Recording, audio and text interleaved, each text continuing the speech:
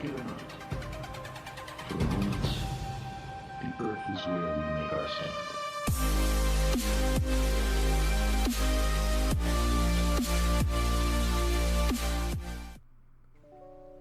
A while ago, I did a video listing common logical fallacies used by flat earthers. I covered all the basics, ad hominem, incredulity, quote mining, etc. However, I feel like I need to do more. I actually feel like I need to invent new logical fallacies that are specific to flat earth, so that's what I'm going to do today.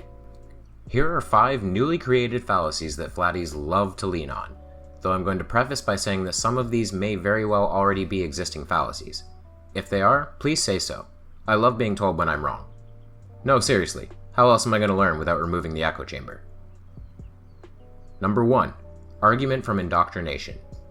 This is when a conspiracy theorist dismisses their opponent by claiming that they've been indoctrinated by the education system. You guys have all heard it before. You don't understand because you're indoctrinated sheep.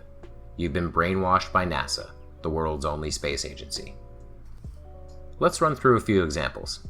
Everyone in this room, everyone in this chat, no one really knows. No one really knows 100%. You don't know. You're just going off of what you've been told, and you're spewing out rhetoric that someone told you. No one here has ever been to them. No. Absolutely not. Absolutely not. No. So you know for 100% fact that we went. There's not a doubt of maybe a percent of a doubt. No doubt in my mind.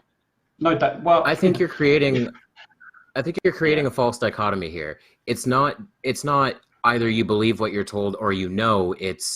There's a third option, which is you look into it yourself and you're pretty damn sure. Keyword, you're pretty sure. Ooh, those conspiracy theorists, they love to find any little hole they can. I honestly should have left it at we've done our own research. Another example comes from my first, and so far, only, interaction with the infamous Russian vids. He was making some classic bold flurf claims that everything in space is CGI. I asked him to quantify that statement. What about it looks like CGI? He responded with something to the effect of, if you can't see it, you're too brainwashed.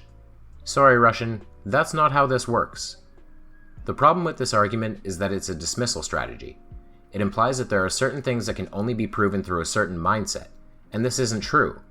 In the skeptic community, we believe in empirical evidence.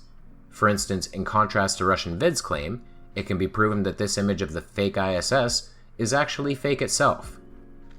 Shadows of the original backdrop image are visible, the person holding up the station is in fact, very obviously, holding up a boom mic, and so forth. These are empirical data points that show an image has been faked. This has nothing to do with how woke or how enlightened you are. It has more to do with how well you understand your special effects. The other problem with the argument from indoctrination is that it relies on a false assumption, that those who fight the flat earth are just parroting what they've been taught in school. The problem is, we're not taught that much about the earth, space, heliocentrism, astronomy, astrophysics, orbital mechanics, or anything like that in school. Those aren't par for the GED course. I actually proved this myself with my video Questioning the Indoctrinated, in which I showed that the average person really only knows the basics of why the earth is a globe. We, however, as in the debunking community, have gone many steps further. We have taken the time to learn the science and mathematics.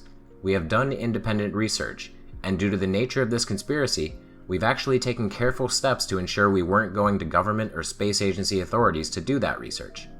To say that we've been indoctrinated ignores both the nature of our research and the nature of what the education system actually teaches. Number 2. Argument from Hyperreality. This is related to the previous point. Flirfs love to say that images of space are obviously CGI because they look like CGI. Or alternatively, like the trash talkers said, it just looks sketchy, man. It just looks sketchy. It looks weird.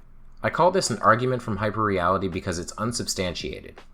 There is no legitimacy to saying something looks like CGI because you've done nothing to prove it.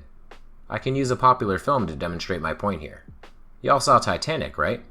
Remember that amazing shot of the ship breaking in half with its stern section crashing down into the water with a spectacular flow of rushing waves in its wake? Looks like CGI, doesn't it? I actually assumed it was CGI when I first saw it, because it's so over the top and one would assume the only way to depict something so grand scale would be to either film a real ship splitting and falling, or to do it with CGI. But it wasn't CGI. It was a miniature and clever camera work. How about another example? We can go all the way back to 1991 for this. Terminator 2 Judgment Day. Everybody remembers this classic, right? What we're talking about specifically here is Robert Patrick's character of the T-1000. Of course, plenty of aspects of the liquid metal robot are accomplished with CGI, and in fact, many of them haven't aged very well. It would even be safe to assume that all of the liquid metal effects were done using CGI, but in fact, many of them weren't. Special effects master Stan Winston designed a number of prosthetics and animatronics to create some of the most visually memorable moments in the film. So, saying it looks like CGI is a complete waste of breath. Number 3. Appeal to they. This is when a flat earther makes a claim that relates to a nameless, faceless entity that they cannot quantify or qualify in any way, shape, or form. This is a common tactic for flat earthers, to a point where they do it seemingly without even realizing it. It seems to be a popular way to get people into flat earth in the first place, by responding to criticism with phrases like, "That's what they want you to think." A good example can be found in my first debate with one of these Muppets. Explain a satellite phone working in the center of the Pacific Ocean. There's a system called the RAN that does all the communications since 2003. Oh, so they told you. See, that's the ultimate counter argument to every. Okay, well, yeah. They're in on eventually, it. one of us has to take something. They're in on it. Eventually, you have to either believe what you believe in and take it on faith, and I have to believe what I take and believe it on faith. So, who are they in this situation? Ship captains? Loran operators? The big bad government? Herein lies the problem with this fallacy. When you talk about they, you never have to explain or prove who they are, allowing you to make broad claims about the nature of the conspiracy without any evidence. Eventually, once you do this enough, you create a vast web of people who end up being larger than those being fooled, which is, simply put, not how a conspiracy works.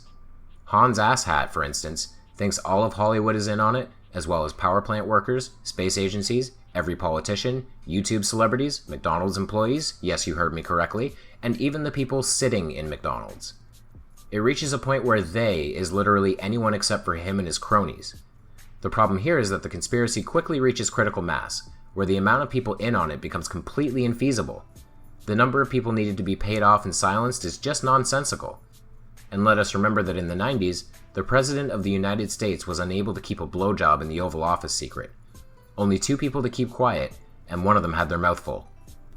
Allow me to say this very simply. A conspiracy is supposed to be the 99% being controlled by the 1%, not the other way around. Number 4. Pushing a falsehood. This is the name I'm giving to making an argument that has reached a point of being famously debunked and dismissed. If you want a good example of this kind of argumentation, just look at anything and everything Kent Hovind, aka inmate number 06452-017, has said. This man, a young earth creationist and evangelist, has taken such a hyper-literal interpretation of the Genesis creation narrative that he has been dismissed even by other young earth creationists due to using arguments that have been confirmed to be simply wrong. Oddly enough, he isn't a flat earther, though the way he interprets the Bible, you would think he is. Flat earthers love to push falsehoods. It's literally their entire movement. However, I'll give them the benefit of the doubt, the most tiny, insignificant amount of credit, by saying that some things they say aren't immediately dismissible and do require a little bit of research. That being said, the following are a list of arguments that I feel are completely and utterly debunked. The sun disappears due to perspective. Star trails indicate stationary astronomical objects, when in fact they indicate exactly the opposite. Density and buoyancy can replace gravity. There is no evidence of Earth's rotation. Water doesn't bend. Satellite communication is actually ground-based. The horizon rises to eye level. Travel to Antarctica is banned. Flight paths make sense on the AE map. Coriolis force doesn't exist. Other planets are lights in the sky. There are plenty more of these debunked claims, but I try and keep my videos short and succinct. Feel free to comment with more falsehoods the Muppets like to push yourself. The 5th and final fallacy, ignorance of spectroscopy. Spectroscopy. This is the claim that one cannot know anything without actually seeing it for themselves. For instance, how can you know anything about stellar evolution when all stars are just bright dots in the sky? How can you know the Earth has a molten core when we've only managed to dig a few miles down? The problem with this is that it ignores basically all of modern science. A good way to explain this is with a simple hypothetical scenario. Imagine you go to visit the doctor. The doctor gives you an X-ray. He determines, and thank goodness this is only a hypothetical, that you have cancer. However, you can't see the lump within your chest, so do you then not actually have cancer? Unfortunately, that's not how this works. That's not how any of this works. Spectroscopy, if you're unaware, is the study of the interaction between matter and electromagnetic radiation. It's one of many ways we can determine the truth about things we can't directly observe. The electromagnetic spectrum can tell us a lot about the world around us, and the fact that flat earthers deny this shows their true level of ignorance. It is a fact that radiation's interaction with matter can tell us things about the world. The single most basic example of this is a light prism. We know that white light can be dispersed through a prism to show the other colors it contains. We can also use atomic spectroscopy to analyze things such as neon lighting. Neon and other noble gases have specific emission frequencies, and when those emissions are excited through electron collisions, we get things like neon lamps. Even inks, dyes, and paints are selected based on their spectral characteristics to create specific hues and colors. When we expand on the basics of spectroscopy, we can learn endless things about space. Stars emit electromagnetic radiation, including visible light and radio waves, allowing us to learn more about their specific properties, such as temperature, composition, density, mass, distance, luminosity, and more. We can even use Doppler shift measurements to determine how quickly an object is receding away from the Earth. This is how we know that the Great Attractor exists, even though we don't quite know what it is. The cult of the flat Earth requires massive leaps in logic and monumental ignorance of scientific progress in order to buy into it. This isn't really open for debate. There isn't a single argument a flat earther can make that doesn't commit an enormous sin of logical fallacy. This list can definitely be expanded on, and perhaps I'll do a part 2, or more. Sorry, Flurfs, you're the anti-Spock, and it's glaringly obvious.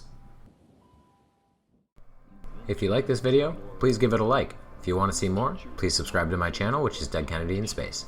If you want to support me further, consider donating on Patreon, or purchasing some of my work through Amazon or Teespring. Thank you, and I'll see you over the curve, Space Cowboys. Live there, on a mote of dust, suspended in a sunbeam, in a vast cosmic arena.